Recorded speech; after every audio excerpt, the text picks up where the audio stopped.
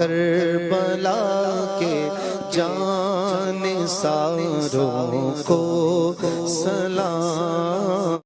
اللہ تبارک و تعالیٰ کا بے پناہ کرم و احسان ہے کہ اس نے ہمیں ماہ مقدس محرم الحرام کی برکتیں عطا فرمائی۔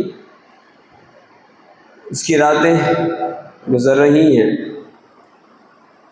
جس سے بحمد اللہ تعالیٰ ہم فیض یافتہ ہیں، اور ان راتوں میں شہدائے کربلا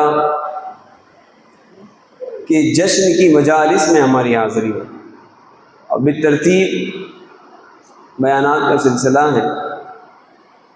آج خصوصیت کے ساتھ ہم ذکر خیر کریں گے خلیفہ اول حضرت سیدنا ابوبکر صدیق رضی اللہ تعالی عنہ، ہمارے امام صاحب قبلہ، قاری خوش الحان، حافظ قرآن کی زبانی ماشاءاللہ آپ منقبت صدیق اکبر رضی اللہ تعالی عنہ سن چکے۔ بہت جامع منقبت لکھی حضرت علامہ حسن رضا خان علیہ رحمۃ الرحمن نے۔ لٹایا گھر کئی بار اس عقیدت سے، صدیق اکبر رضی اللہ تعالی عنہ کی شان بیان کرتے ہوئے کہتے ہیں، لٹایا گھر کئی بار اس عقیدت سے کہ لٹ لٹ کر حسن گھر بن گیا صدیق اکبر کا۔ صدیق اکبر رضی اللہ تعالی عنہ کی ذات والا صفات سے متعلق کچھ عرض و معروضات کرنے سے پہلے میں ایک اہم ترین گزارش کروں گا۔ ابھی دوران خطبہ میں نے قرآن کریم کی آیات کریمہ کی تلاوت کا شرف حاصل کیا کہ قرآن کریم کی آیتیں ہیں محمد رسول اللہ والذین معہ اشداء علی الکفار رحماء بینہم۔ اس درمیان ہوا یوں کہ سننے والے عقائد عالم صلی اللہ علیہ وسلم کے نام اسم گرامی سن کر اس کو چوم رہے تھے۔ یاد رکھیں شرعی مسئلہ کہ جب تلاوت قرآن ہوتی ہو تو کوئی بھی فعل، کوئی اشارہ، کوئی نقل و حرکت کرنے کی شرعی اجازت نہیں ہوتی، حتیٰ کہ عقائد عالم صلی اللہ علیہ وسلم کا نام سن کر چومنے کی بھی شرعی اجازت نہیں ہے، اس وقت فقط سنا جائے گا۔ بعض دفعہ ایسا ہوتا ہے کہ قرآن کریم میں نبی کریم صلی اللہ تعالی علیہ وآلہ وسلم کا چونکہ ذکر خیر آیا، نام مبارک آیا، نام پاک محمد بھی قرآن کریم میں مذکور ہے، اس کے علاوہ نبی کریم صلی اللہ علیہ وسلم کے اسماء صفات آئے ہیں، صفتی نام، جنہیں سن کر بعض ایسے مواقع آتے ہیں کہ لوگ درود پڑھتے ہیں، اس کی بھی اجازت نہیں۔ جیسے صاحب وہ بچوں کے ساتھ بیٹھ گئے، آیت درود پڑھی جاتی ہے تو بعض مساجد میں دیکھا جاتا ہے کہ ان اللہ و ملائکتہ یصلون علی النبی، ایسے کہا جاتا ہے تو لوگ درود پڑھتے ہیں صلی اللہ علیہ وسلم، اور پھر فوری طور پر قاری جو ہوتا ہے وہ اتصال کے ساتھ پھر آیت کا اگلا جز پڑھتا ہے یا ایھا الذین آمنوا صلوا علیہ۔ اب یہ جو درود پڑھ رہے ہوتے ہیں، اگر واقعی قاری نے ایسا موقع دے دیا کہ اس نے پڑھا کہ ان اللہ و ملائکتہ یصلون علی النبی اور رک گئے وہ، اور لوگوں نے صلی اللہ علیہ وسلم کہا، تو شرعاً اس میں حرج نہیں ہے، لیکن سوال اب بھی بنے گا کہ قاری صاحب رکے کیوں اتنی دیر تک؟ قرآن کی آیت کریمہ ہے تو اس کو مکمل پڑھا جائے گا، تو چاہیے یہی کہ اس وقت درود نہ پڑھا جائے، اور درود پڑھنا یہ تو ہے ہی آیت کریمہ ایسی کہ جس کو سننے کے بعد درود پڑھنا لازم ہو جاتا ہے۔ اس وقت ہم درود پڑھیں گے جب کہا جائے گا صلو علیہ وسلموا تسلیما، ٹھیک ہے نا؟ یہ تو حکم ہے یہاں پر اس آیت کریمہ میں کہ بے شک اللہ عز و جل اور اس کے فرشتے درود بھیجتے ہیں نبی پر، یا ایھا الذین آمنوا صلوا علیہ، اے ایمان والو ان پر خوب درود بھیجو، وسلموا اور سلام بھیجو، تسلیمہ کثرت کے ساتھ۔ اب حکم ہے کہ فوراً درود پڑھا جائے، لیکن اس سے پہلے درود پڑھنے سے پرہیز کیا جائے گا۔ عموماً ہوتا ہے کہ جب فاتحہ ہو رہی ہوتی ہے نا، تو فاتحہ میں بھی ایسی آیات آتی ہیں کہ لوگ اس میں بھی ہاتھ چوم رہے ہوتے ہیں۔ وہ خیر مجھے وہ آیت حفظ ہے، ابھی ذہن میں میرے نہیں آ رہے، مگر اس آیت کو سنتے ہی جتنے سامعین موجود ہوتے ہیں ایسا چوم رہتے ہیں۔ اس کی بھی شرعی اجازت نہیں ہے، بلکہ یہاں شرعی طور پر گرفت ہوگی، نہیں چوم سکتے۔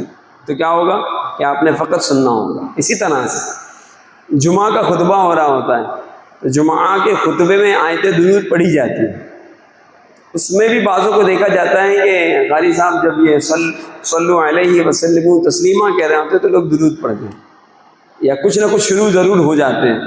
یہ شرعاً جائز نہیں ہے، نہیں پڑھ سکتے۔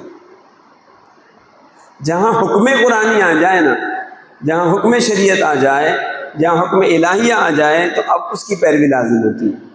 اور یہ جو مستحبات ہیں، مثلا ہاتھ انگوٹھوں کا چومنا، وہ اس کے محل پر درست ہوگا۔ جب اس کا محل ہو، یعنی اس کا مقام ہو، تو بے شک وہ چوما جائے گا اور اس کی اپنی برکتیں۔ اور کیوں نہ چومیں کہ یہ بھی ادائے صدیق اکبر ہے۔ سرکار صلی اللہ علیہ وسلم کا نام نامی اس پہ گرامی سن کر انگوٹھوں کو چومنا یا انگلیوں کو چوم کر آنکھوں سے لگانا صدیق اکبر سے ثابت ہے۔ صدیق اکبر کا یہ انداز بھی ثابت ہے کہ صدیق اکبر نے یوں چوما تھا، اس طرح سے، ایسے چومنا بھی ثابت ہے۔ ہم یوں کرتے ہیں، کوئی حرج نہیں، ایسا بھی بزرگوں سے ثابت ہے۔ ٹھیک ہے، تو شرعی مسئلہ آپ نے یاد رکھنا ہے۔ آج انشاءاللہ تبارک و تعالی ہم خلیفہ اول حضرت سیدنا ابو بکر صدیق رضی اللہ تعالی عنہ کا ذکر خیر کریں گے۔ قرآن کریم کی جو آیات کی تلاوت کا میں نے شرف حاصل کیا، ارشاد ہوا محمد الرسول اللہ، محمد اللہ کے رسول ہیں، والذین معہ، اور ان کے ساتھ والے، وہ لوگ جو ان کے ساتھ والے ہیں، اب ان کی شان بیان کی جا رہی ہے۔ تو یہ ساتھ والے کون ہیں؟ صحابہ کرام علیہم الرضوان۔ ساتھ والوں سے مراد ہے نبی کریم صلی اللہ علیہ وسلم کے صحابہ۔ والذین معہ، اور جو ان کے ساتھ والے ہیں، ان کی شان ہی ہیں اشداء علی الکفار، کافروں پر یہ شدید ہیں۔ ابھی آپ سنیں گے کہ صدیق اکبر رضی اللہ تعالیٰ عنہ کیسے شدید تھے کافروں پر، اور مومنین پر انتہا درجے کے رحیم و کریم تھے۔ فرمائیں گے والذین معہ اشداء علی الکفار رحماء بینہم، اور یہ آپس میں رحیم ہیں، کافروں پہ شدید ہیں، آپس میں رحیم۔ تراہم، تو نے دیکھے گا، رکعا سجدا، کہ وہ رکوع سجود ادا کرتے ہیں، یبتغون فضلا من اللہ ورضوانا، اللہ تبارک و تعالی سے اس کے فضل اور اس کی رضا کہ وہ طالب ہیں، متلاشی ہیں، وہ چاہتے ہیں۔ یہ شان ہے صحابہ کرام علیہم الرضوان کی۔ انہی سے متعلق قرآن کریم میں کہیں آیا وَكُلًّا وَعَدَ اللَّهُ الْحُسْنَى، یہ پوری جماعت ایسی ہے کہ اللہ تعالیٰ نے ان تمام صحابہ سے حسنہ یعنی جنت کا وعدہ فرمایا۔ کہیں ارشاد ہوتا ہے رضی اللہ عنہم ورضوا عنہ، اللہ تبارک و تعالیٰ ان سے راضی ہے اور یہ اللہ سے راضی ہے۔ یہ وہ جماعت صحابہ۔ بات آئی ہے تو یہ بات ذہن نشین کر لیں، خود یاد رکھیں، گھروں میں بتا دیں، اپنے بچوں کو سمجھا دیں کہ صحابی کسے کہتے ہیں۔ صحابی اس مقدس ذات کو کہتے ہیں کہ جس نے بحالت ایمان نبی کریم صلی اللہ علیہ وآلہ وسلم کو ماتھے کی آنکھوں سے دیکھا یا نبی کریم کی صحبت پائی، یعنی آپ کی کمپنی اسے نصیب ہوئی اور ایمان ہی کی حالت میں وہ دنیا سے رخصت ہوئے، وہ صحابی۔ کئی ایسے افراد ہیں کہ جو ایمان لائے، نبی کریم صلی اللہ علیہ وسلم کو دیکھا، صحبت پائی، مگر ان کا خاتمہ اسلام پر نہیں ہوا۔ جیسے ثعلبہ بہت مشہور شخص ہے کہ وہ اسلام لایا، نبی کریم صلی اللہ تعالی علیہ وآلہ وسلم کے ساتھ بھی رہا، مگر ہوا یوں کہ جب زکوٰۃ کی آیات کا نزول ہوا اور نبی کریم صلی اللہ علیہ وسلم نے صحابہ کو بھیجا کہ جاؤ ثعلبہ سے کہو کہ اپنے مال کی زکوٰۃ ادا کرے، انکار کر دیا تھا ثعلبہ نے۔ اور پھر روایتیں ہیں کہ مطلب وہ شخص حالت کفر میں مرتد ہو کے مر گیا تھا۔ تو یہ صحابی نہیں ہے۔ صحابی کے لیے شرط ہے کہ نبی کریم کا زمانہ پائیں، آقا دو عالم صلی اللہ علیہ وسلم کا دیدار کریں یا صحبت پائیں۔ زمانہ پانا بھی شرط ہے۔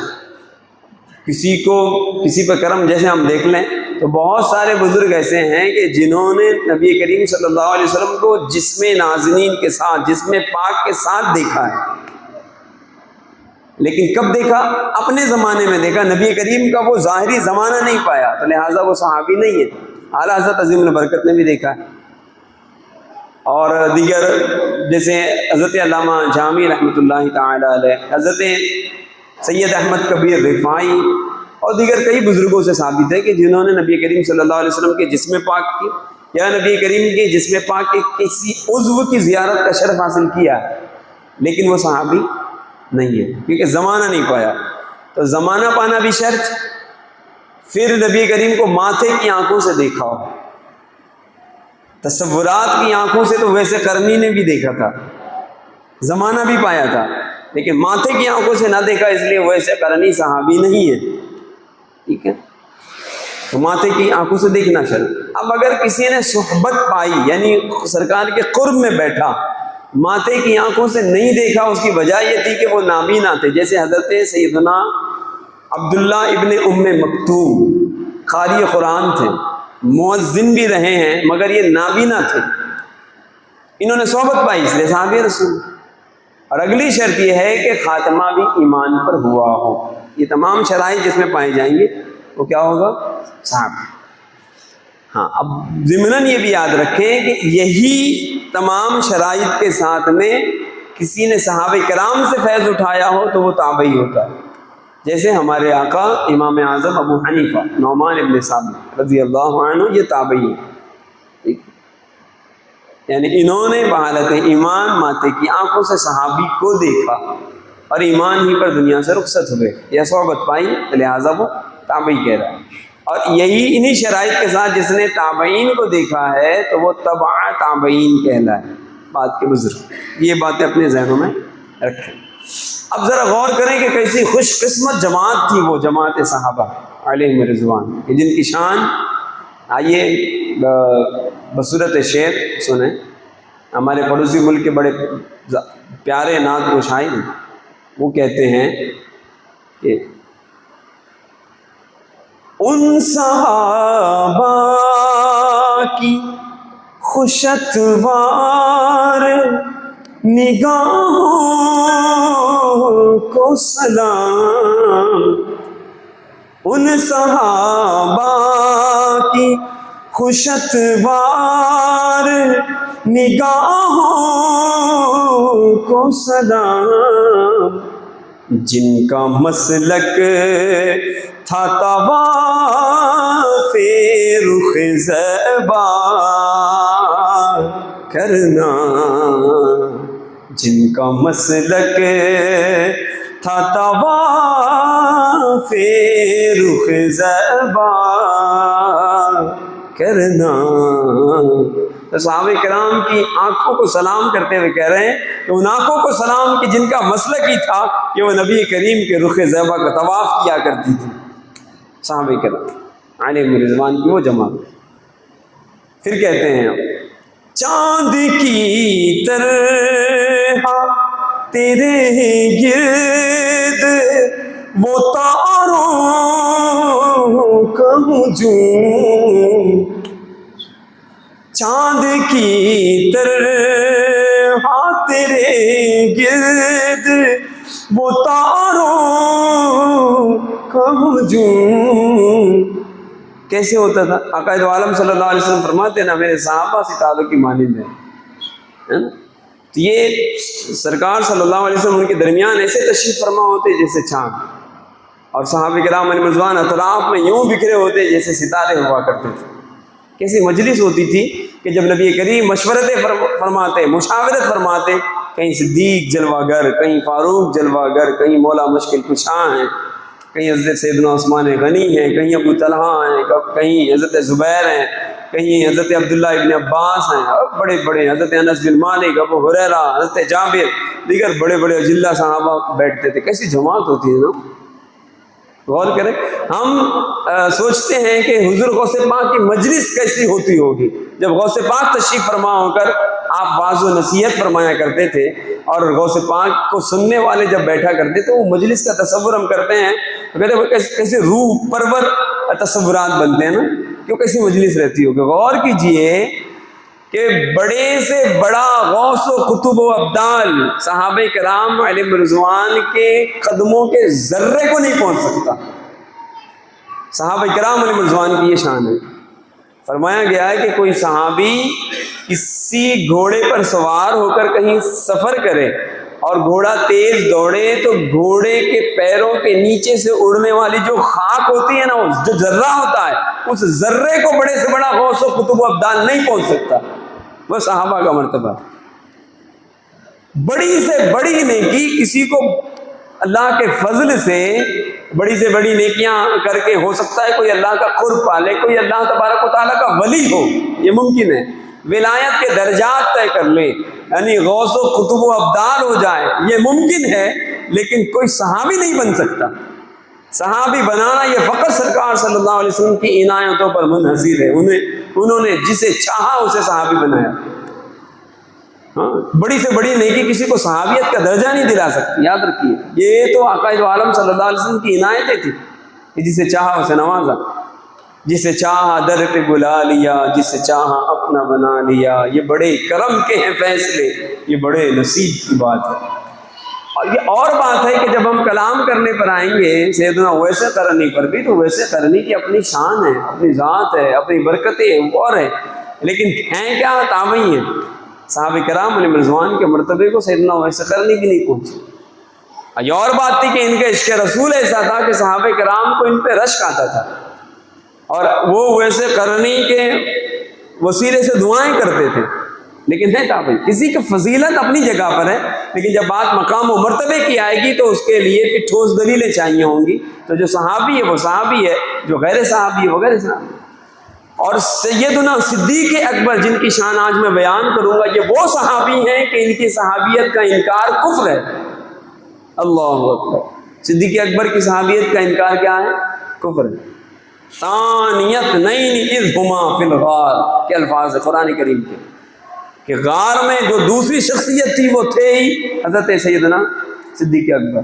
کہیں سیجنبہ الاتقی کے الفاظ ہیں کہ قریب ہے کہ جہنم کی آگ سے بچا لیا جائے گا وہ جو سب سے بڑا متقی ہے، اور وہ حضرت سیدنا صدیق اکبر رضی اللہ تعالی. کہیں قرآن کریم میں ارشاد ہو رہا ہے لا تحزن ان اللہ معنا. یہ کلام سرکار نے کیا ہی صدیق اکبر سے تھا، صدیق اکبر ہی سے یہ گفتگو کی تھی. یہ لا تحزن، اے ابو بکر نہ ڈر، نہ خوف کر، ان اللہ معنا، اللہ ہمارے ساتھ ہے. واقعہ جب میں عرض کروں گا تو سنیے گا.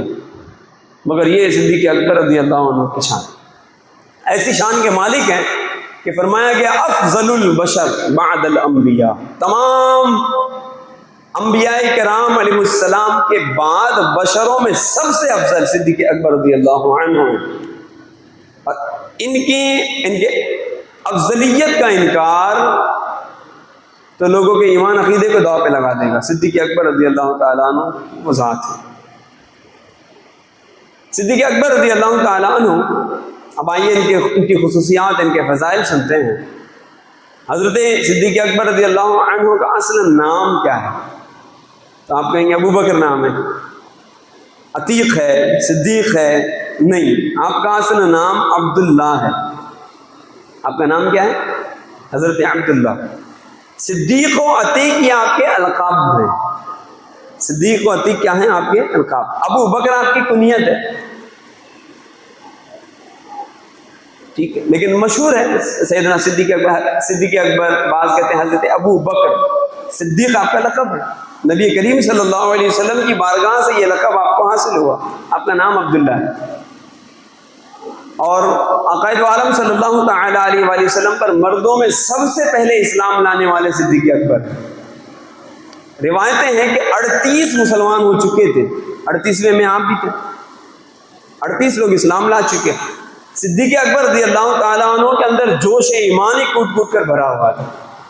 تو صدیق اکبر رضی اللہ عنہ بارگاہ رسالت میں حاضر ہوئے اور عرض کرتے کہ یا رسول اللہ صلی اللہ علیہ وآلہ وسلم، آپ مجھے اجازت دیں کہ میں علن اعلان تبلیغ اسلام کروں، اعلانیہ تبلیغ اسلام کروں.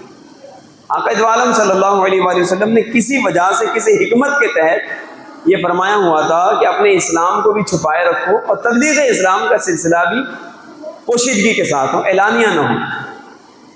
لیکن صدیق اکبر رضی اللہ تعالیٰ عنہ عرض گزار ہوئے کہ یا رسول اللہ اجازت دیں، اور اصرار کیا، کوشش کی کہ سرکار اجازت دے دیں۔ بالآخر نبی کریم صلی اللہ علیہ وسلم نے اجازت دی، یہ تشریف لائے اور مسجد شریف میں آ کر خطبہ ارشاد فرمائے، اور خطبہ دیتے ہوئے آقا دو عالم صلی اللہ تعالیٰ علیہ وآلہ وسلم کی رسالت اور توحید کا آپ نے اعلان کیا، اور لوگوں کو یہ بتایا کہ میں دامن رسالت صلی اللہ علیہ وآلہ وسلم سے وابستہ ہو چکا، میں اسلام لا چکا ہوں۔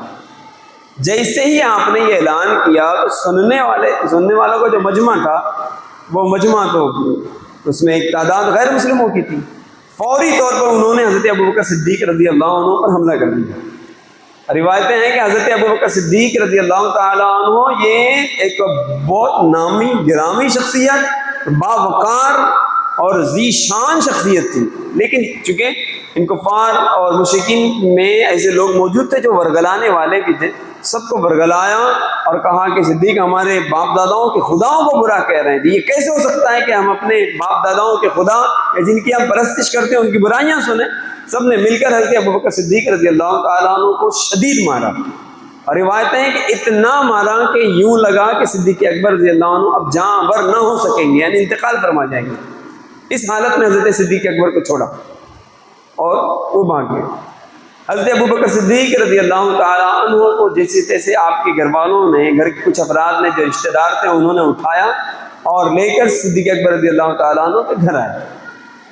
آپ کی والد ماجدہ حضرت سیدتنا ام الخیر رضی اللہ تعالیٰ عنہ جو بعد میں اسلام لائیں، یہ آئیں اور انہوں نے کھانا پیش کیا، کھانا لے کر آئیں۔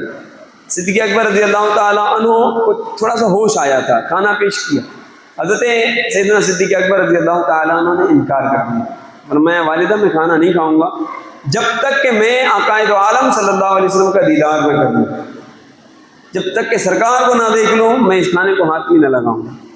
تو جو اطراف میں موجود تھے انہوں نے یہی کہا کہ ابوبکر تمہاری یہ حالت ہی انہی کی وجہ سے ہوئی ہے کہ جن کے دیدار کے تم تمنا ہی ہو، جن کے دیدار کی حسرت تمہارے دل میں ہے، تمہاری یہ حالت تو انہی کا کلمہ پڑھنے کی وجہ سے ہوئی اور انہی کے دین کی تبلیغ کرنے کی وجہ سے ہوئی، ابھی بھی تم ان کا نام لے رہے ہو۔ فرمایا کہ میں اس وقت تک نہ کھانا کھاؤں گا اور نہ ہی کوئی اور معاملہ اختیار کروں گا جب تک کہ میں اپنے ماتھے کی آنکھوں سے آقا دو عالم صلی اللہ علیہ وسلم کا دیدار نہ کروں۔ تو آپ کی والدہ حضرت سیدتنا ام الخیر جو کھانا لے کر آئی تھی، نبی کریم صلی اللہ علیہ وسلم سے متعلق جب حضرت ابوبکر صدیق رضی اللہ تعالی عنہ نے یہ عرض کیا کہ میں ان کا دیدار کرنا چاہتا ہوں، تو آپ کے علم میں تو یہ بات تھی نہیں کہ نبی کریم صلی اللہ علیہ وسلم کی کیفیت کیا ہے، وہ کہاں تشریف فرما ہے۔ تو صدیق اکبر نے خود ارشاد فرمایا کہ فاروق اعظم کی ہمشیرہ جو بہن ہے ام جمیل، ان سے دریافت کر لو، وہ بتا دیں گی کہ نبی کریم صلی اللہ علیہ وسلم کس حال میں ہے۔ صدیق اکبر کو شاید اندازہ یہ ہوا ہوگا کہ عین ممکن ہے جنہوں نے مجھ پر حملہ کیا ہے انہوں نے نبی کریم صلی اللہ علیہ وسلم کو بھی تکلیف پہنچائی ہو۔ تو ایک اس وقت جو شوق و جذبہ تھا وہ یہی تھا کہ نبی کریم صلی اللہ علیہ وسلم کی حالات سے آپ آگاہ ہوں، اس لیے آپ بہت بے چین تھے، اور کہاں ام جمیل کو بلاؤ، انہیں پتا ہوگا۔ اب آپ کی والدہ صدیق اکبر کی والدہ حضرت سیدنا فاروق اعظم رضی اللہ تعالی عنہ کی بہن حضرت ام جمیل رضی اللہ تعالی عنہ کے پاس پہنچی اور کہا کہ آپ بتائیں کہ محمد عربی صلی اللہ علیہ وسلم کیسے ہیں۔ تو ام جمیل رضی اللہ تعالی عنہ نے اپنے اسلام کو چھپائے رکھا ہوا تھا، وہ بتاتی نہیں تھی، ظاہر نہیں کرتی، ان کو خطرہ لاحق ہوا کہیں ایسا نہ ہو کہ میں بتا دوں اور بلا وجہ مصیبتیں آ جائیں۔ تو کہا کہ میں کیا جانوں کہ محمد عربی کیسے ہیں، البتہ یہ ہے کہ مجھے ان کے پاس لے چلو، سنا ہے کہ صدیق اکبر کو بہت زیادہ شدید طور پر زدوکوب کیا گیا، انہیں اذیت پہنچائی گئی ہے، انہیں تکلیف پہنچائی گئی ہے، تو لہٰذا مجھے اس کا غم ہے، مجھے ان کے پاس لے کے چلو۔ تو صدیق اکبر کی والدہ ان کو لے کر آئیں، اور جب لے کر آئیں تو سیدنا صدیق اکبر رضی اللہ تعالیٰ عنہ سے جیسے ہی آپ نے سلام کیا، مخاطب ہوئی، تو صدیق اکبر رضی اللہ عنہ نے کہا کہ ام جمیل یہ بتائیں کہ آقا دو عالم صلی اللہ علیہ وسلم کی کیفیت کیا ہے، میرے آقا کیسے ہیں۔ تو آپ تھوڑا سا خائف ہوئی کیونکہ یہاں کہہ چکی تھی نا کہ میں کیا جانوں، تو تھوڑی سی خائف ہوئی۔ جیسے آپ نے صدیق اکبر نے دیکھا کہ آپ کے چہرے آپ پر خوف کے آثار ہیں، تو صدیق اکبر رضی اللہ تعالیٰ عنہ نے فرمایا کہ آپ ڈریں نہ، آپ بتائیں، میری والدہ سے خوف نہ کریں، بتائیں۔ تو کہا حضرت سیدتنا ام جمیل سیدنا فاروق اعظم کی ہمشیرہ، وہ بتاتی ہیں کہ آقا دو عالم صلی اللہ علیہ وسلم دار ارقم میں ہیں اور خیر سے، یعنی آپ کو کسی قسم کی کوئی اذیت نہیں پہنچائی۔ صدیق اکبر رضی اللہ تعالیٰ عنہ نے خواہش کا اظہار کیا، جیسے ہی جس میں تھوڑی سی طاقت و توانائی آئی، آقا دو عالم صلی اللہ علیہ وسلم کی بارگاہ میں دار ارقم میں حاضری دی، اور نبی کریم صلی اللہ علیہ وسلم کی بارگاہ میں حاضری دے کر سرکار سے گلے مل کر معانقہ کر کے اتنا روئے، ایسے روئے کہ جتنے لوگ اطراف میں موجود تھے وہ ان کا گریہ دیکھ کر ان کو روتا دیکھ کر وہ رونے لگے۔ اور پھر نبی کریم صلی اللہ علیہ وسلم کی بارگاہ میں آخر میں عرض کرتے، یا رسول اللہ، یہ میری والدہ ام الخیر ہے، ان کے لیے دعا کر دیں کہ اللہ تعالیٰ انہیں اسلام کی دولت سے نواز دے۔ آقا دو عالم صلی اللہ علیہ وسلم کے ہاتھ اٹھے۔ حضرت ابوبکر صدیق رضی اللہ تعالیٰ عنہ کی والدہ کے لیے نبی کریم صلی اللہ علیہ وسلم نے دعا فرمائی، اور دعا کرنا تھا کہ اللہ تبارک و تعالیٰ نے ان کی والدہ کے دل کی کیفیت تبدیل فرما دی، اور صدیق اکبر رضی اللہ تعالیٰ عنہ کی والدہ نے فوری طور پر اسلام قبول کر لی، دامن اسلام سے وابستہ ہوں۔ کیا دعائیں ہوتی تھیں نا آقا دو عالم، ان دعاؤں کی شان سنیے بزبان امام احمد رضا خان، کیا کہتے ہیں میرے آقا اعلیٰ حضرت عظیم البرکت، اجابت کا صحرا عنایت کا جوڑا، دلہن بن کے نکلی دعائے محمد، اور اجابت نے جھک کر گلے سے لگایا، بڑی ناز سے جب دعائے محمد صلی اللہ علیہ وسلم، صلی اللہ علیہ وسلم۔ یہ جوش ایمانی تھا صدیق اکبر کا۔ جب خلیفہ بن گئے، آپ کے خلیفہ بنتے ہی روایتیں ہیں کہ طرح طرح کے فتنے اٹھے۔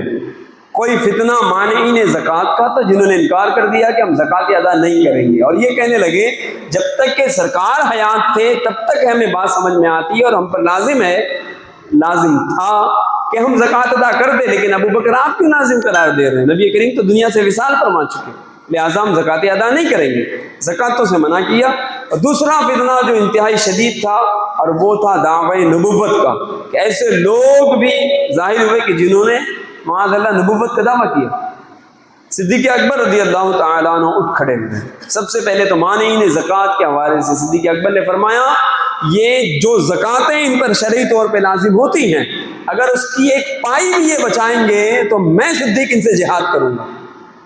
اور پھر جوش اور جذبہ ایمانی کا یہ حال تھا کہ آپ نے پورا لشکر تیار فرمایا۔ حضرت اسامہ بن زید جیسے صحابی کو سپہ سالار بنایا، روایتیں موجود ہیں، لیکن صدیق اکبر کے اپنے جوش ایمانی اور جذبہ ایمانی کا یہ حال تھا کہ گھوڑے پر سوار ہوئے اور تیاری فرما کر یہ کہ میں خود جنگ لڑنے کے لیے میدان جنگ میں جاؤں گا اور انہیں بخشوں گا نہیں، کہ جو آج اسلام کے خلاف ماضرائی کر رہے ہیں اور یہ احکامات شریعہ کے خلاف باتیں کر رہے ہیں، میں ان سے جہاد کروں گا۔ حضرت علی المرتضیٰ جیسی شخصیت نے عرض کیا تھا کہ حضور آپ نے لشکر تیار فرمایا ہے، لشکر جائے گا، وہ جنگ کرے گا، آپ نہ جائیں، آپ کو اگر کچھ ہو گیا تو بہت بڑا نقصان ہوگا اسلام کو۔ تو ان کے سمجھانے پر حضرت علی المرتضیٰ کے اصرار پر اور عرض و گزارش پر سیدنا صدیق اکبر گھوڑے سے نیچے تشریف لائے۔ یعنی یہ جوش ایمانی اور جذبہ ایمانی کا عالم تھا۔ کیوں نہ ہو کہ خصوصی فیض یافتہ ہیں آقا دو عالم کے۔ اچھا، نبی کریم صلی اللہ علیہ وآلہ وسلم کی خصوصی عنایات کو اس حدیث پاک سے سمجھیں کہ جب سرکار کی بارگاہ میں مرض نے حاضری دی، آقا دو عالم صلی اللہ علیہ وآلہ وسلم نے ارشاد فرمایا صحابہ سے، حضرت بلال سے کہ حضرت ابو بکر سے کہو کہ وہ نماز پڑھائے۔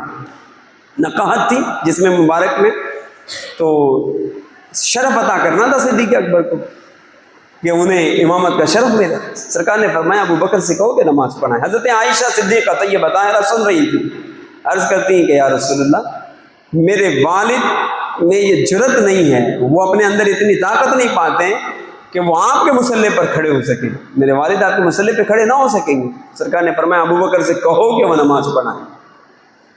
پھر وہی بات انہوں نے عرض کی کہ یا رسول اللہ میرے والد وہ ہمت نہ کر پائیں گے کہ وہ آپ کے مصلی پر کہو۔ سرکار نے پھر ارشاد فرمایا 3 دفعہ تاکیدیں فرمائی کہ ابو بکر سے کہو کہ وہ نماز پڑھیں۔ یہاں تک کہ ایک روایت یہ بھی موجود ہے، ایک دفعہ ایسا ہوا کہ آقا دو عالم صلی اللہ علیہ وآلہ وسلم کہیں تشریف لے گئے ہوئے تھے، صدیق اکبر بھی عارضی طور پر وہاں موجود نہیں تھے، سیدنا فاروق اعظم نے کچھ اشارے کنائے لوگوں کو سمجھے اور آپ مصلی پہ تشریف لے گئے اور نماز پڑھائی۔ جب نبی کریم صلی اللہ علیہ وآلہ وسلم تشریف لائے ان کو علم ہوا کہ عمر نے نماز پڑھائی ہے تو نبی کریم نے اس بات کو پسند نہیں فرمایا، فرمایا ابو بکر کے ہوتے ہوئے ابو بکر ہی اس بات کا مستحق ہے کہ وہ مصلی امامت پر ہو۔ سیدنا فاروق اعظم رضی اللہ عنہ کے لیے بھی سرکار نے پسند نہ فرمایا۔ یہی وہ روایات ہے، اور یہ جو روایتیں ہیں نا صدیق اکبر رضی اللہ تعالیٰ عنہ کا مصلی امامت پر جانا یہ تواتر کے ساتھ ہے، امامت فرمانا یہ اس پہ تواتر پایا جاتا ہے۔ اور یاد رکھیں کہ جس بات پہ تواتر پایا جائے نا، حدیث متواترہ آ جائیں تو اس کا انکار بھی کفر ہو جاتا ہے۔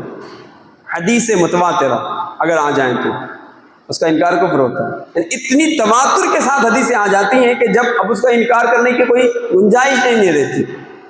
اس حدیث پاک سے ثابت ہے کہ نبی کریم صلی اللہ علیہ وسلم کے بعد اگر کوئی خلیفہ بننے کا مستحق تھا تو حضرت سیدنا صدیق اکبر ہی تھے، کہ نبی کریم نے اپنی حیات طیبہ میں اگر کسی کو مصلی امامت عطا کیا ہے تو سیدنا صدیق اکبر کو عطا کیا۔ اب صدیق اکبر نے نمازیں پڑھائی ہیں۔ یہ اور بات ہے کہ صدیق کا اپنا عشق ہوتا تھا، اللہ اکبر، کہ آقا دو عالم نے حکم دیا کہ ابو بکر سے کہو کہ نماز پڑھائیں۔ اب حکم آ جائے تو فرمایا گیا نا الامر فوق الادب، حکم جو ہوتا ہے وہ ادب پر فوقیت رکھتا ہے۔ بہت اہم بات عرض کر رہا ہوں میں، کبھی کبھی ایسا ہوتا ہے کہ شاگرد آ جائے یا کوئی بڑے عالم صاحب، مفتی صاحب، کوئی بزرگ، کوئی شیخ بیٹھے ہوں اور وہ کہیں کہ میرے بازو میں بیٹھو، تو جو مرید عاجزی کر رہا تھا نہیں حضرت، نہیں حضرت، تو اس پہ چاہیے کہ اگر وہ کہہ دے نا کہ ایسا کرو تو ویسا کر لیں، کیونکہ یہ امر ہے، حکم ہے، اور یہ ادب پر فوقیت رکھتا ہے کہ وہ خود کہہ رہے ہیں نا ایسا کرو تو لہٰذا کرو۔ یہ اور بات ہے، اس میں بھی کچھ ہے کلام عشق والا، خیر لیکن وہ موضوع کہیں اور جائے گا۔ ایسا بھی ہوا ہے کئی دفعہ کہ حکم ہوا ہے لیکن کام وہ کر گئے ہیں جو حکم والا نہیں تھا، لیکن جو کام کیا اسے آقا دو عالم نے پسند فرمایا، ایسا بھی ہوا۔ خیر لیکن الامر فوق الادب ہے کہ حکم جو ہے وہ ادب پر فوقیت رکھتا ہے۔ تو بڑھ گئے مصلی امامت پہ، نماز پڑھانی شروع کر دی۔ صدیق اکبر مصلی امامت پر، کیا سما ہوگا نا، صدیق مصلی امامت پر، بڑے بڑے صحابہ حضرت علی، عثمان غنی، فاروق اعظم، یہ سب صف اول میں ہوا کرتے تھے، نمازیں پڑھا کرتے تھے۔ صدیق اکبر نماز پڑھا رہے تھے، اتنے میں آقا دو عالم صلی اللہ علیہ وسلم کو اپنے صحابہ پر پیار آیا اور سرکار نے ملاحظہ فرمانا چاہا کہ دیکھیں میرے صحابہ کی کس طرح صف بصف کھڑے ہیں۔ سرکار نے اپنے حجرہ مقدسہ مقصورہ کا پردہ ہٹا دیا، پردہ ہٹا کر سرکار ملاحظہ فرمانے لگے۔ جب سرکار ملاحظہ فرمانے لگے تو صحابہ پھر صحابہ تھے، وہ تو سرکار کے چہرے مبارک کی رنگتوں سے سمجھ جاتے تھے کہ رخ ادھر ہو چکا ہے، ادھر ہو چکا، سرکار نے رخ فرمایا۔ سرکار کی خوشبو سے جان لیا کرتے تھے کہ آقا دو عالم ہمارے بیچ تشریف فرما ہیں یا نبی کریم تشریف لا رہے ہیں۔ صحابہ کی شان ہوتی تھی کہ سرکار کی خوشبو سے وہ سرکار تک پہنچ جایا کرتے تھے۔ یہ آقا دو عالم کا معجزہ تھا کہ جن گلیوں سے گزرتے تو گلیاں خوشبودار ہو جاتی تھی۔ سنیے امام اہل سنت کی زبان میں کہتے ہیں، بھینی خوشبو سے مہک جاتی ہیں گلیاں واللہ، کیسے پھولوں میں بسائے ہیں تمہارے گیسو۔ کیا شان تھی نا، آج بھی وہ خوشبو سننا چاہتے ہیں آپ؟ اللہ آپ کو مدینے لے جائے، مدینے کی فضاؤں میں اب بھی وہ خوشبو موجود ہے، مگر ہو کسی کو وہ ناک جو اسے سونگے، جس سے سعادت مندوں کو وہ خوشبو اب بھی وہاں اس کی برکتیں ملتی ہیں، وہ سونگتے ہیں۔ تو ایسی خوشبو، انبر زمین عبیر ہوا مشک تر غبار، ادنا سی یہ شناخت تیری رہ گزر کی ہے۔ باتیں پھر کہیں جائیں گی۔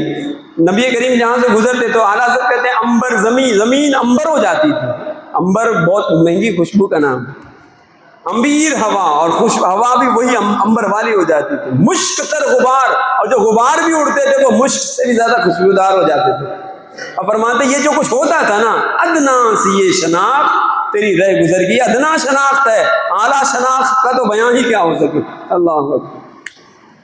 علامہ حسن رضا خان سے پوچھئے سرکار کی گزر کیسی، اور آقا دو عالم صلی اللہ علیہ وسلم جس گلیوں سے گزرتے تو آپ کے قدمین شریفین کے تحت جو ذرے آتے تھے ان کی کیفیت کیا ہوتی تھی؟ علامہ حسن رضا خان کہتے ہیں دھوم ذروں میں انا شمس کی پڑ جاتی ہے، دھوم ذروں میں انا شمس کی پڑ جاتی ہے، جس طرف سے اے گزر چاند ہمارا کرتا۔ سمجھ رہے کیا کہہ رہے علامہ حسن؟ قربان جائیں شعر پر، فرماتے ہیں دھوم ذروں میں آنا شمس کی پڑ جاتی ہے، جو ذرے سرکار صلی اللہ علیہ وسلم کے قدمین شریفین کی برکتیں پاتے ہیں وہ کہتے ہیں آنا شمس، میں سورج ہوں، اور دھوم پڑتی ہے کہ سرکار کے قدموں تلے آ گیا، میں سورج ہوں، اب کسی سورج سے کم نہیں ہوں میں۔ دھوم ذروں میں آنا شمس کی پڑ جاتی ہے، جس طرف سے ہے گزر چاند ہمارا کرتا۔ تو صحابہ کرام آقا دو عالم صلی اللہ علیہ وسلم کی خوشبوؤں سے سرکار کو تلاش کرتے ہیں۔ بات کہاں سے کہاں پہنچی نا، مدینے کی گلیوں سے گھما کر میں آپ کو پھر لے کر آ رہا ہوں اس حدیث پاک کی طرف۔ آقا دو عالم صلی اللہ علیہ وسلم کے چہرے مبارکہ کے نور سے سمجھ گئے صحابہ کہ سرکار ہمیں ملاحظہ کر رہا ہے۔ اب جب یہ ہوا آقا دو عالم صلی اللہ علیہ وسلم، بعض روایتیں کہ سرکار اپنے حجرے مقدس سے باہر بھی تشریف لائے، صحابہ کرام علیہ رضوان نمازوں میں ہیں، اندازہ ہوا کہ سرکار صلی اللہ علیہ وسلم ہمیں ملاحظہ کر رہے ہیں، تو صحابہ کرام علیہ رضوان نے یوں مڑ کر سرکار کو دیکھنا شروع کر دیا۔ اچھا یہ بھی غور کیجئے گا کہ جانب قبلہ رخ ہو، سرکار کا روضہ مبارک جو ہے نا، جو گئے وہ جانتے ہیں کہ اگر ہم قبلے کی طرف رخ کریں، ادب کا تقاضا یہ کہ پیچھ نہ ہونے دیں، لیکن ایک مقام ایسا ہے مسجد نبوی شریف میں کہ اگر وہاں کھڑے ہوں اور سرکار صلی اللہ علیہ وسلم کہ اگر روضے کی طرف رخ کریں گے تو پیٹھ قبلے کی طرف ہو جائے گی، اور اگر قبلے کی طرف چہرہ کریں گے تو پیٹھ سرکار کے روضے کی طرف ہو جائے گی۔ بالکل جو گئے ہیں وہ جانتے ہوں گے اس بات کو، مگر حکم یہی ہے کہ اگر وہاں پہنچے تو ہم جیسا تو ضرورت بھی نہیں کرے گا اس صفحے اول پانے کے لیے وہاں پہنچ جائے کہ پیٹھ سرکار کے روضے کی طرف ہو جائے، نہیں، جبکہ وہاں صفحے بنتی ہیں، نمازیں پڑھی جاتی ہیں۔ اللہ اکبر۔ تو یوں صحابہ کرام علیہ رضوان، آپ غور کریں کہ جانب قبلہ ہیں اور سرکار کا حجرہ مقدس، جو سرکار صلی اللہ علیہ وسلم کا جو روضہ ہے نا، وہ سرکار صلی اللہ علیہ وسلم کا اصل حجرہ مقصودہ بھی وہی تھا، سرکار وہی رہتے بھی تھے جہاں سرکار کی قبر منو۔ اس میں بھی ایک بہت بڑا راز ہے، میں آپ کو عرض کرتا ہوں۔ صحابہ کرام علیہ رضوان، اچھا چلے میں وہ بات عرض کرتا ہوں کہ سرکار کا جو روضہ ہے وہ سرکار کا حجرہ کیوں ہے؟ ہوا یوں تھا کہ جب آقا دو عالم صلی اللہ علیہ وسلم کا وصال ہوا تو صحابہ میں زبردست اختلاف ہوا کہ سرکار کا روضہ بنے گا کہاں۔ بعضوں نے کہا کہ سرکار صلی اللہ علیہ وسلم کے جسد اقدس کو مکے لے جایا جائے اور مکے میں تدفین ہو۔ بعضوں نے پھر کسی قبرستان کا مشورہ دیا، اس پر بہت کلام ہوا۔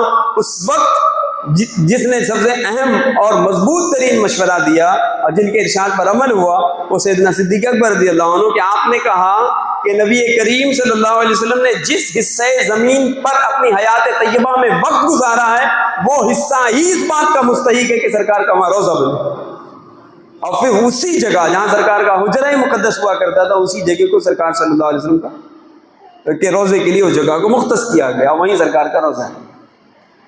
اب غور کیجئے کہ صحابہ کرام یوں سرکار کا دیدار کر رہے ہیں، تو جب اس طرح اگر بالکل عین اب ویسٹ کی طرف چہلاؤ ایسٹ کی طرف رخ کر لیا جائے تو پیٹ ہو جائے گی نا قبلے کی طرف۔ صحابہ یوں سرکار کا دیدار کر رہے ہیں، اور سرکار کا دیدار کر رہے تو سرکار مسکرا رہے ہیں اور صحابہ کرام بھی مچل رہے ہیں۔ اچھا جب ایسا ہوا نا تو صحابہ سے بھی ان کی کیفیت برہا نہیں گیا، کہا صدیق اکبر کو بھی آگاہ کر دیں کہ سرکار ہمیں ملاحظہ کر رہے ہیں۔ صدیق اکبر اپنی نماز میں محو تھے تو باقاعدہ انہوں نے تشبیق شروع کر دی، تشبیق اس طرح سے کرنا شروع کر دی، بتانا شروع کر دیا کہ آقا دو عالم صلی اللہ علیہ وسلم ملاحظہ فرما رہے۔ تو بعض روایتیں یہ بھی ہیں کہ باضابطہ نبی کریم صلی اللہ علیہ وسلم نے پہلے تو حکم دیا، صدیق اکبر نے نماز پڑھانی شروع کی، سرکار تشریف لائے تو صدیق اکبر مصلی امامت سے پیچھے ہٹے اور آقا دو عالم پھر مصلی امامت پہ تشریف لائے۔ یہ سب بھی ہوا، اور اس وقت یہ ہو رہا ہے کہ سب کے سب یعنی صدیق اکبر نے بھی سرکار کی زیارت کرنی شروع کر دی. سرکار دیکھ رہے ہیں کہ صحابہ مجھے دیکھ رہے ہیں. آقا دو عالم نے مسکراتے ہوئے فرمایا اپنی نمازیں مکمل کرنا. تو اشارہ کیا تو پھر صدیق اکبر نے نماز کو مکمل کیا اور پھر صحابہ کرام رضوان نے اپنی نمازوں کو مکمل کیا. اب آپ شرعی مسئلہ سن لیجئے کہ اگر کوئی شخص نماز پڑھ رہا ہے اور نماز میں وہ جانب قبلہ سے 45 ڈگری ٹرن ہو جائے نا تو اس کی نماز ہی ٹوٹ جائے.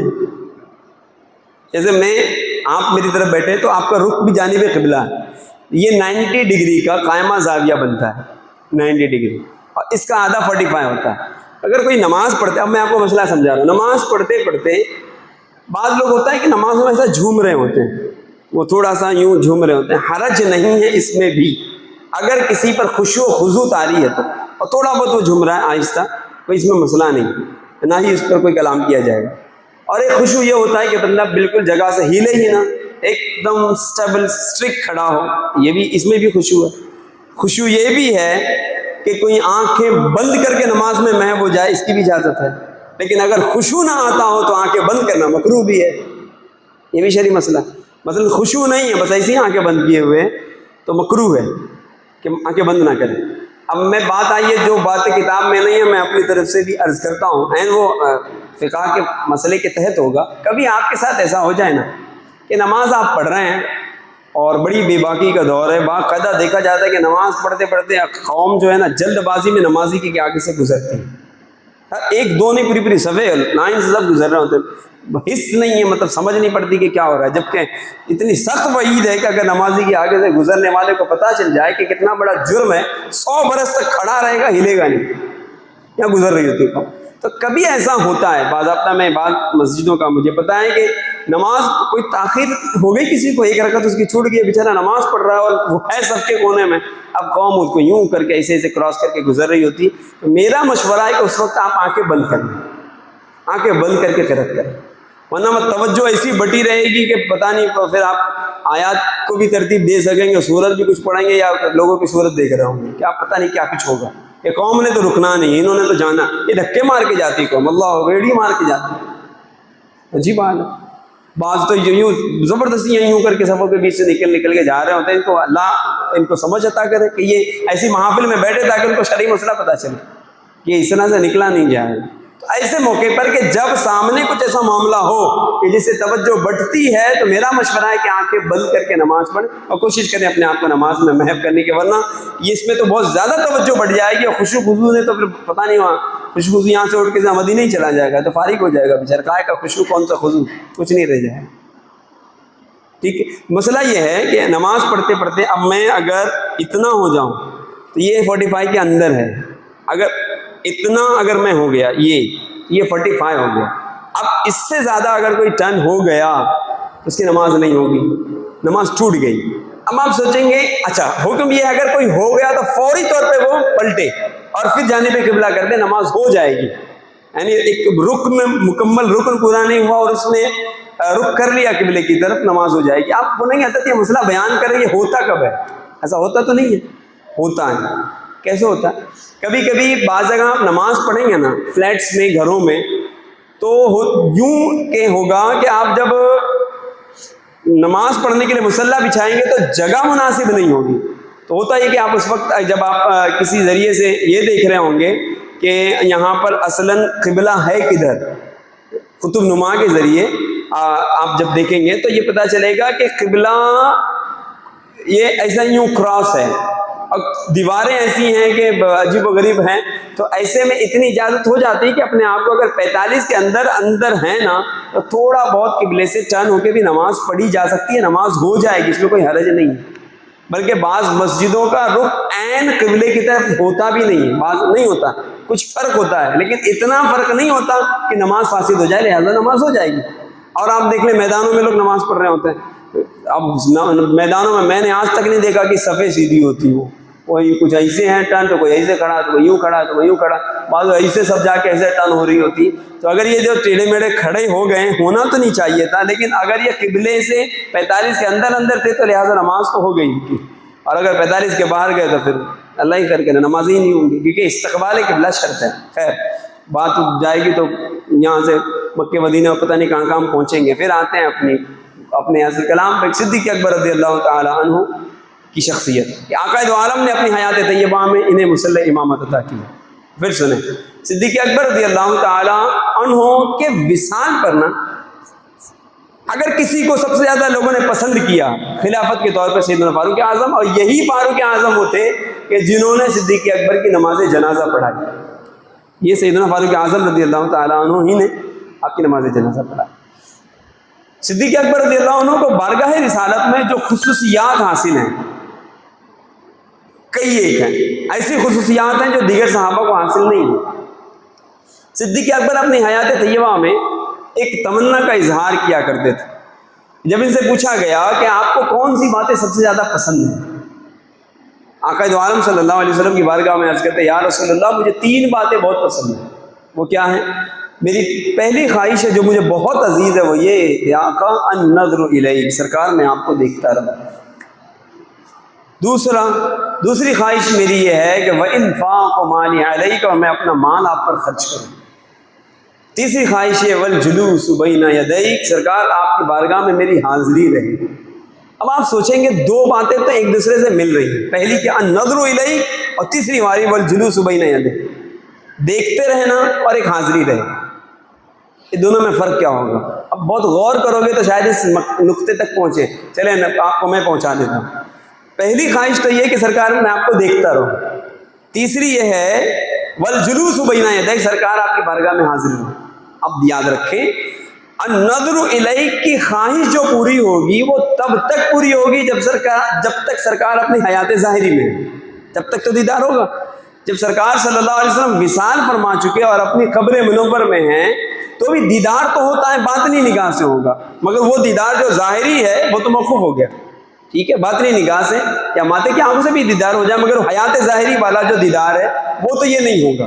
لیکن جو اگلی بات ہے والجلوس بین یدیک، سرکار آپ کی بارگاہ میں حاضر رہوں، اسی سے بلکہ اسی آرزو پر جب سرکار صلی اللہ علیہ وسلم نے قبولیت کی مہر لگائی اور آقا نے قبول فرما لیا تو یہ سعادت ملی کہ جو صدیق زندگی بھر آقا دو عالم کے ساتھ رہے، سرکار کا دیدار کرتے رہے، انہیں یہ سعادت ملی کہ قبر میں بھی سرکار کے قرب میں. تو والجلوس بین یدیک سے ان کو یہ سعادت ملی کہ میں سرکار آپ کی بارگاہ میں حاضر رہوں، تو دنیا میں بھی حاضر رہے، بعد وصال بھی حاضر ہیں، قبر میں بھی سرکار کے عین قرب میں ہیں. اور آقا فرماتے ہیں کہ جب قیامت برپا ہوگی اور میں اپنے قبر منور سے باہر آؤں گا، میرے داہنے ہاتھ میں صدیق کا ہاتھ ہوگا، بائیں ہاتھ میں فاروق اعظم کا ہاتھ ہوگا، اور یوں اس شان کے ساتھ میری میدان محشر میں تشریف آوری ہوگی. سوچیں یہی وہ آرزو تھی صدیق اکبر رضی اللہ عنہ کہ آقا والجلوس بین یدیک، سرکار میں آپ کی بارگاہ میں حاضر ہوں. آقا نے قبول فرمایا. پہلی خواہش النظر الیک، سرکار آپ کو دیکھتا رہوں. جتنا زیادہ ساتھ رہ کر قرب میں صدیق اکبر نے سرکار کی زیارت کی ہے کیا کسی نے کی ہو؟ مختلف مواقع پر بالکل تنہائیوں میں صدیق اکبر ہوا کرتے، بلکہ روایتیں ہیں اللہ اکبر کے آقا دو عالم صلی اللہ علیہ وآلہ وسلم اس قدر شفیق و مہربان تھے حضرت ابو بکر صدیق پر کہ حضرت علی کہا کرتے تھے یا رسول اللہ آپ ابو بکر کے لبوں کو چومتے ہیں. سرکار صلی اللہ علیہ وسلم محبت میں اپنے ابو بکر کی پیشانی اور لبوں کو چوما کرتے تھے. یہ مقام صدیق ہے. اللہ اکبر. سرکار نے کتنا قرب بخشا ہے صدیق اکبر کو. سرکار نے کتنا، خود فرماتے ہیں دنیا میں کسی کے مال نے مجھے اتنا فائدہ نہیں پہنچایا جتنا ابو بکر کے مال نے پہنچایا. اور ابو بکر تو وہ تھے کہ بہر صورت ہر لحاظ سے اپنے آپ کو، اپنے مال کو، اپنی جان کو، اپنی روح کو آقا دو عالم پر قربان کر رکھا تھا، سب کچھ قربان. گویا وہ کہا کرتے تھے میرے تو آپ ہی سب کچھ ہے رحمت عالم، میں جی رہا ہوں زمانے میں آپ ہی کے لیے، تمہاری یاد کو کیسے نہ زندگی سمجھوں، یہی تو ایک سہارا ہے زندگی کے لیے. پہلی خواہش تھی نظر الیک. غار ثور میں کتنے قریب سے دیکھا ہوگا نا صدیق نے. یہ صدیق اکبر کا زانو ہے اور نبی کریم کا یہ چہرہ اقدس ہے. کتنے قریب سے دیکھیں، یہ شرف حاصل ہوا صدیق اکبر کو غار ثور میں. وہی غار ثور ہے جس کے متعلق قرآن کریم میں ثانی اثنین اذ ھما فی الغار، دوسری شخصیت کوئی اور نہیں تھی صدیق اکبر کی، اسی غار میں. جب غار ثور ہجرت کی رات، جب آقا دو عالم نے ہجرت فرمائی تو چونکہ رات ہو چکی تھی، سرکار نے ارادہ فرمایا کہ صبح جب روشنی نمودار ہوگی تو ہم سفر جاری رکھیں گے، رات کہیں قیام کر لیا جائے. تو کہاں قیام کیا جائے؟ ایک غار نظر آیا، سرکار نے ارادہ فرمایا کہ چلو اسی غار میں ٹھہرتے ہیں۔ صدیق اکبر رضی اللہ عنہ عرض کرتے ہیں یا رسول اللہ ٹھہر، میں اندر جاتا ہوں، اگر کوئی موذی شے وغیرہ ہوگی تو میں نکال دوں۔ بہت اہم باتیں اور بہت کچھ نقطے کی باتیں میں آپ کو عرض کروں گا، سنیے گا، شاید آپ نے اس سے پہلے نہ سنی۔ وہ کیا؟ صدیق اکبر عرض کرتے ہیں یا رسول اللہ آپ مجھے اجازت دیں کہ میں اندر جاؤں۔ آپ اندر گئے اور جانے کے بعد پورے غار کو، کیو، گفا چھوٹی، اس کو صاف کیا۔ صاف کرنے کے بعد ملاحظہ کرتے ہیں کہ اس غار میں بہت سارے سوراخ ہیں، تو ایک ظن قائم ہوا کہ اس میں کوئی نہ کوئی موذی جانور ہوگا، عین ممکن ہے کہ سرکار صلی اللہ علیہ وآلہ وسلم کو ایذا دے دیں۔ خطرہ لاحق ہوا۔ چادر تھی آپ کے پاس، چادر کو تار تار کر دیا آپ نے، پھاڑ ڈالی، اور چادر کے ٹکڑوں سے آپ نے غار کے سوراخ بند کر ڈالے، سارے سوراخ بند کر دیے۔ مگر اب آزمائش صدیق بھی تو تھی نا، ایک سوراخ رہ گیا اور کپڑا بچائیں، اب کیا کریں؟ عرض کرتے ہیں سرکار بڑی دیر سے سرکار انتظار فرما رہے، میں نے صفائی وغیرہ کے کام تو کر لیا۔ عرض کرتے ہیں آقا تشریف لے آئیں۔ نبی کریم صلی اللہ علیہ وآلہ وسلم تشریف لے گئے۔ سرکار تشریف لے گئے تو کیا کیا؟ سرکار نے آرام کا ارادہ فرمایا۔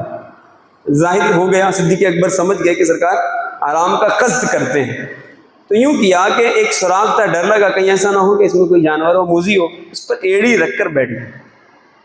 اور صدیق اکبر رضی اللہ تعالیٰ عنہ کے زانوں پر سرکار نے سر اقدس رکھا اور آقا آرام فرمانے لگے۔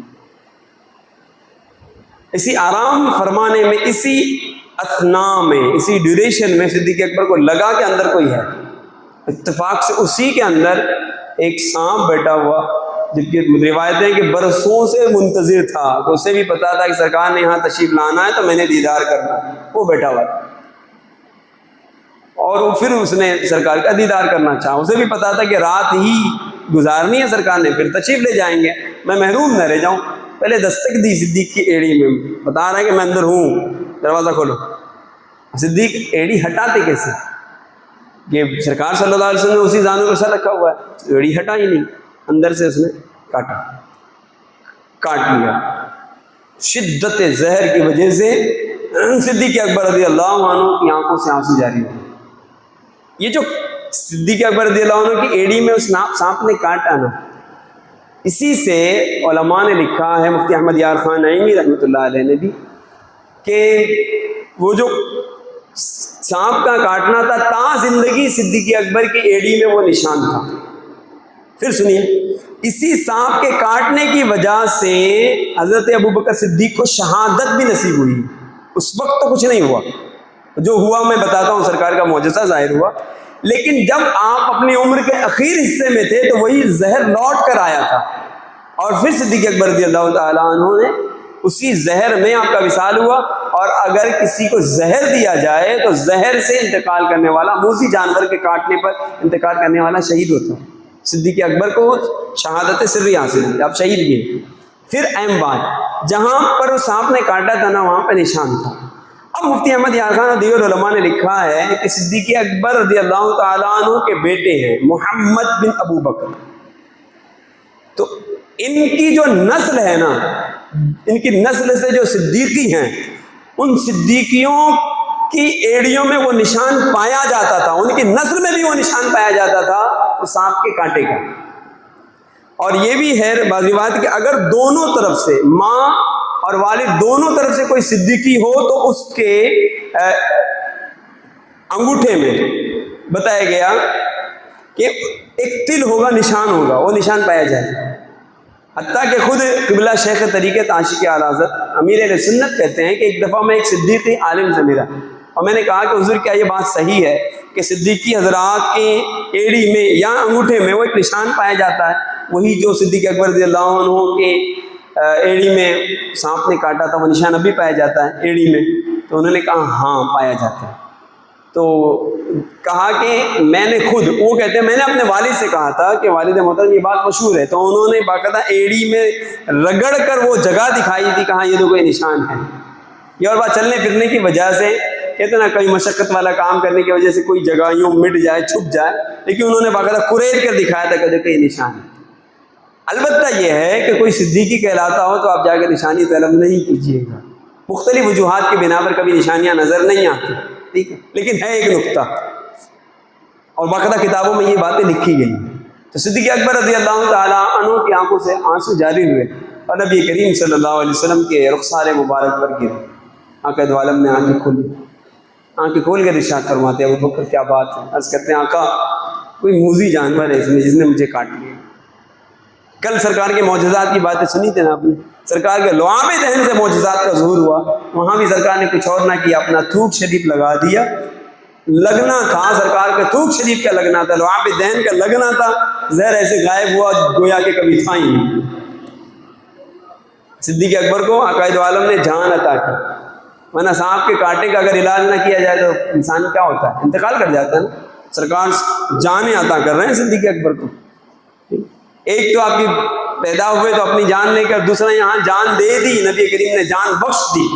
صدیق بل کے غار میں جان ان پہ دے چکے، اور حفظ جان تو جان فروز غرر کی ہے۔ جان پر بنائیں تو یہاں تو بہت ساری چیزوں کی شریعت رخصت دے دیتی ہے، وہاں صدیق اکبر جان بھی کس چیز پر دے رہے تھے؟ سنیے، صدیق اکبر نے جان کس چیز پہ دی تھی؟ سانپ کے کانٹے کو برداشت کر لیا، سرکار کی نیند پر قربان کیا تھا۔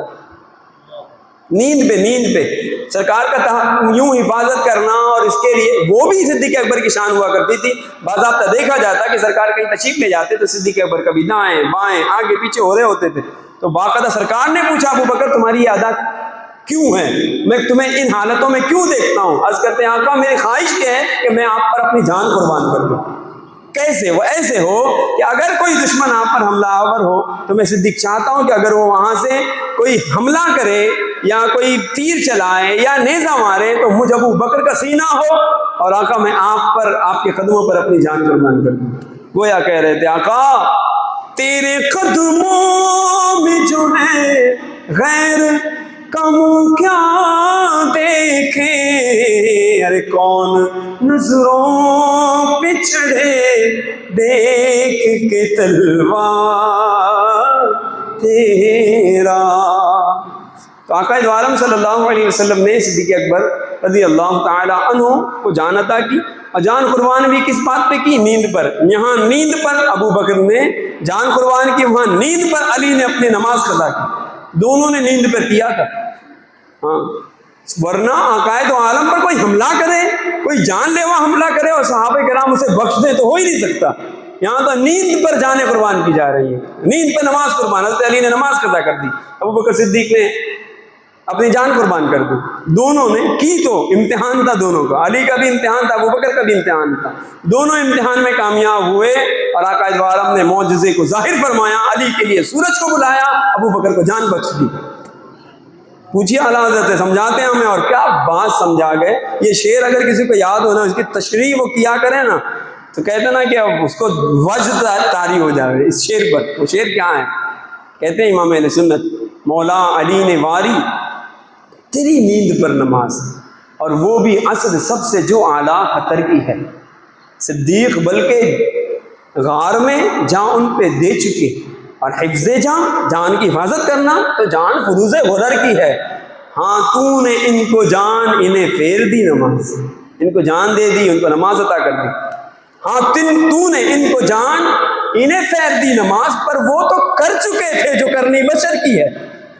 وہ تو کر چکے تھے نا، اپنی جان قربان کر دی تھی اور انہوں نے نماز قضا کر دی تھی، تو وہ تو کر چکے تھے جو کرنی بشر کی ہے۔ اب امام اہل سنت کنکلیوڈ کر رہے ہیں، سمری سنیں، خلاصہ سنیں، فرماتے ثابت ہوا کہ جملہ فرائض، وہ چاہے جان کا بچانا ہو کہ نماز فرض ہو کہ حج ہو کہ دیگر تمام فرائض، ثابت ہوا کہ جملہ فرائض فروع ہیں۔ جب بات سرکار آپ کی عظمت، آپ کی ناموس، آپ کی شان کیا جائے، سارے فرائض فروع ہیں، اصول بندگی اس تاجور کی ہے، ان کی بندگی کی جائے گی، ان کی غلامی کی جائے گی، اور سارے فرائض ایک طرف۔ یہ ہے ہمارے سنت کا عقیدہ و نظریہ۔ ہم عبادات، زہد، تقوی، ہر چیز کی باتیں کریں گے، ہر چیز کی، اور کریں گے، اور تاکیدیں کریں گے۔ ہمیں تو میرے ہر بیان میں یہ حصہ ہوتا ہے، میں کہتا ہوں نمازوں کی پابندی کریں، دیگر عبادات پر جلائیں، آقا دو عالم کی سنتوں پر عمل کریں۔ یقیناً اس کے رسول کا تقاضا یہی ہے کہ ہم یہ کریں، لیکن یہ سب کچھ کر کے بھی نا ہمیں ناز اپنی عبادتوں پہ نہیں ہے، ناز ہے تو فقط نسبت مصطفیٰ پر ہے، بس ہمیں نہ ہی اس پر اعتماد ہے، نہ ہم اس پہ تکیہ کیے بیٹھے ہیں کہ ہمیں نمازیں، ہماری تلاوت قرآن، ہماری عبادتیں ہم کو بخشوا دیں گی، نہیں۔ اور یہی شان، یہی کیفیت ہمارے بزرگوں کی ہوا کرتی تھی، ہمیں اس پر تکیہ نہیں ہے۔ اعلیٰ حضرت کہتے ہیں نا، کوئی ہے نازاں زہد پر یا حسن توبہ ایسی پر، کوئی زہد پہ نازاں ہے کہ بہت زاہد ہے، وہ اس پہ ناز کر رہا ہے وہ، یا حسن توبہ ہے سپر، کوئی توبہ کر لے رہا اور توبہ اس کے لیے سپر کا کام کر رہی ہے کہ بچ جا رہا ہے وہ۔ لیکن سنیں اعلیٰ حضرت کیا کہتے ہیں، کوئی ہے نازاں زہد پر یا حسن توبہ ہے سپر، یا ہے فقط تیری عطا یہ بھی نہیں وہ بھی نہیں۔ اللہ اکبر۔ آقا دو عالم کی عنایتیں کیسی ہوگی پتہ ہے؟ روز محشر ڈر تھا کہ اسی کی سزا اب ہوگی یا روز جزا، دنیا میں سزا ملے گی یا آخرت میں؟ ہم گناہ گار ڈر رہے تھے، ڈر تھا کہ اسی کی سزا اب ہوگی یا روز جزا، دی ان کی رحمت میں صدا۔ قربان جائیں اپنی نسبت اس نسبت پر جو ہمیں نسبت مصطفیٰ حاصل ہے، دی ان کی رحمت میں صدا یہ بھی نہیں وہ بھی نہیں۔ صدیق اکبر کی ذات سے بھی پوری زندگی جو ان کو ناز تھا، اتنے بڑے متقی، اتنے بڑے پرہیزگار، لیکن ان تمام کاموں کے باوجود بھی صدیق اکبر کو اگر ناز تھا تو نسبت مصطفیٰ پر تھا۔ یہ صدیق اپنی حیات سے ہم کو سکھا چکے۔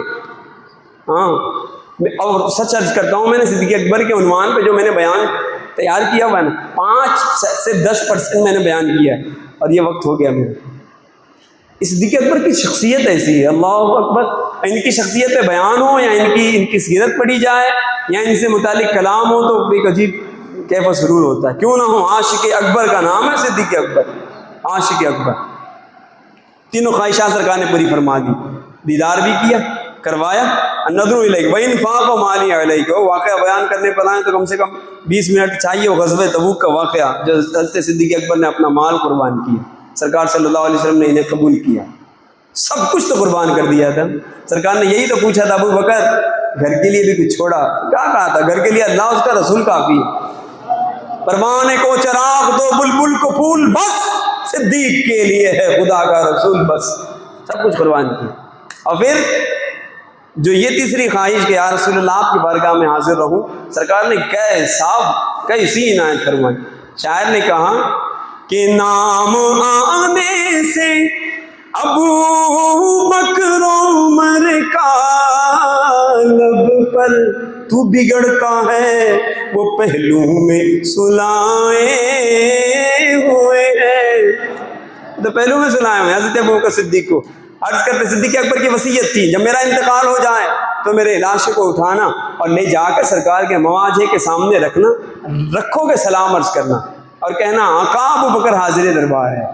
اگر دروازہ نہیں کھلے نا، جنت البقیع میں مجھے دفن کر دینا، اور اگر دروازہ کھل جائے تو مجھے سرکار صلی اللہ علیہ وسلم کے قرب میں دفن کر دینا۔ یہ صدیق اکبر کی وصیت تھی۔ جنازہ تیار کیا گیا، اٹھایا گیا، صحابہ نے اٹھایا اور لا کر سرکار کے مواجہ پر رکھا اور عرض کیا، سلام عرض کرتے ہیں جتنے بھی جنازے کے شرکا تھے، اور عرض کرتے ہیں آقا ابو بکر حاضر دربار ہے۔ اتنا کہنا تھا گویا کہ سرکار صلی اللہ علیہ وسلم کی بارگاہ سے بھی اپنے عاشق کا انتظار ہو رہا تھا۔ سرکار نے فرمایا ادخل الحبیب الی الحبیب، میرے اس حبیب کو اس حبیب کے قرب میں پہنچا دو، فإن الحبیب الی الحبیب مشتاق، یہ حبیب بھی اپنے حبیب سے ملنے کا مشتاق ہے، میں اپنے ابو بکر سے ملنے کا مشتاق ہوں۔ اور پھر ان کو سرکار صلی اللہ علیہ وسلم کے قرب میں دفن کیا گیا۔ قربان جائیں اپنے کہتے ہیں نا ناز کریں اپنے عقیدے پر. جو آج ہمارا عقیدہ ہے نا کہ آقا دو عالم زندہ ہیں, صدیق اکبر پہلے ہی سمجھا چکے, حاضری کی اجازت, سرکار کا اجازت دینا, سرکار کے حجرے کے دروازے کا کھلنا, سرکار کا اپنے قرب میں لٹانا اس بات کو ثابت کرتا ہے کہ سرکار اپنی قبر منور میں حیات ہیں, زندہ ہیں. تو زندہ ہے واللہ, تو زندہ ہے واللہ. میری چشم عالم سے چھپ جانے والے. اب دیگر جو اب مجالس ہیں اس میں حاضری دیں, انشاءاللہ اس سے متعلقہ کچھ باتیں آگے ہوں گی, اور پھر سیدنا فاروق اعظم رضی اللہ عنہ کی سیرت طیبہ پر کل انشاءاللہ بیان ہوگا. کوشش کریں نماز عشاء یہیں پڑھیں, ویسے بیشتر آپ یہیں پڑھ رہے ہیں. کوشش یہ کریں کہ مجلس کی دعوت عام کریں, اپنے دوست احباب عزیز و اقارب رشتہ داروں کو بلانے کی کوشش کریں. یہ باتیں سن کر ایسی کوئی بات جو اصلاح عمل یا عقیدے کی ہو, کوئی کسی کا دل بدل جائے, کیفیت بدل جائے, گناہوں سے تائب ہو جائے, سچا عاشق رسول ہو جائے, مذبذب تھا ٹھیک ہو جائے, بدعقیدوں کے شر میں پھنسا ہوا تھا یا ان کے شکنجے میں تھا وہ نکل آئے اور سچا عاشق رسول ہو جائے, آپ کے تو بیڑے پار ہو جائیں گے یار آپ کی تھوڑی سی کوشش سے. تو کریں یہ کوشش ہے نا. وَتَعَاوَنُوا عَلَى الْبِرِّ وَالتَّقْوَىٰ وَلَا تَعَاوَنُوا عَلَى الْإِثْمِ وَالْعُدْوَانِ. نیکی اور خیر کے کاموں میں ایک دوسرے کی مدد کریں. آپ بھی آتے ہیں, مومن کی تعریف ہے, جو مومن اپنے لیے پسند کرتا ہے اپنے بھائی کے لیے بھی وہی بات پسند کرتا ہے. آپ کو آنا پسند ہے نا, دوسروں کو لانا بھی پسند فرمائیں. وَمَا عَلَيْنَا إِلَّا الْبَلَاغُ الْمُبِينُ. کھڑے ہو جائیں. صلاۃ